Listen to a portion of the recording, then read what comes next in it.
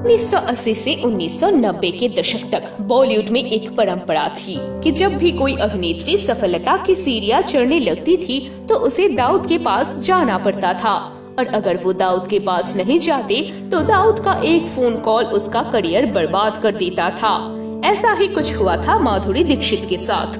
माधुरी दीक्षित को 1990 के दशक की धक धक गर्ल के नाम से जाना जाता था।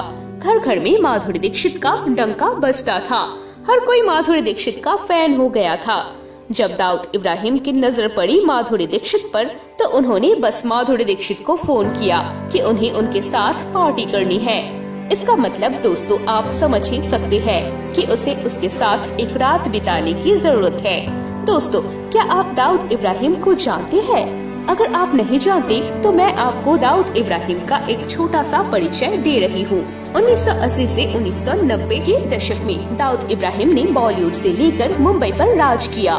जी हाँ, बॉलीवुड में दाऊद इब्राहिम का डंका बुरी तरह से बजता था और दाऊद इब्राहिम का नाम सुनते ही पूरा बॉलीवुड कांप उठता था। दाऊद इब्राहिम का रहन सहन, खान पान, पहनावा, स्टाइल युवाओं के बीच एक तरह का फैशन बन चुका था। हर कोई दाऊद इब्राहिम की नकल करता था। दाऊद इब्राहिम से बॉलीवुड बहुत डरता था। दाऊद जब चाहे किसी भी हीरोइन को अपने पास बुला सकता था और जब चाहे किसी का भी करियर बना सकता था। वो जब चाहे किसी का भी करियर बर्बाद भी कर सकता था। माधुरी दीक्षित ने इसे इसलिए खारिज कर दिया क्योंकि माधुरी दीक्षित को नहीं पता था कि दाऊद इब्राहिम कौन है। उस समय माधुरी दीक्षित सफलता की सीढ़ियां चढ़ रही थी और उन्हें एक के बाद एक फिल्में ऑफर हो रही थी, इसलिए उन्हें किसी का डर नहीं था। दाऊद के सिर्फ एक फोन कॉल ने हिला दिया था माधुरी दीक्षित का करियर। माधुरी दीक्षित ने कई निर्देशकों के साथ बड़ी फिल्में की। दाऊद ने सभी निर्माता निर्देशकों को फोन करके साफ कर दिया था कि कोई भी माधुरी दीक्षित को कास्ट नहीं करेगा। अगर उन्हें कास्ट किया गया तो उनकी जिंदगी खत्म हो जाएगी।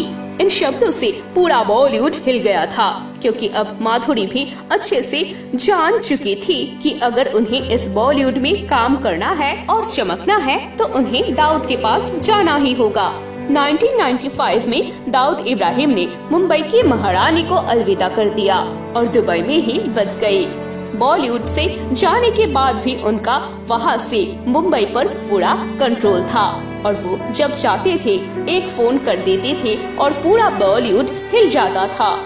डर इतना था कि माधुरी को अपना करियर बचाने के लिए दुबई जाना पड़ा।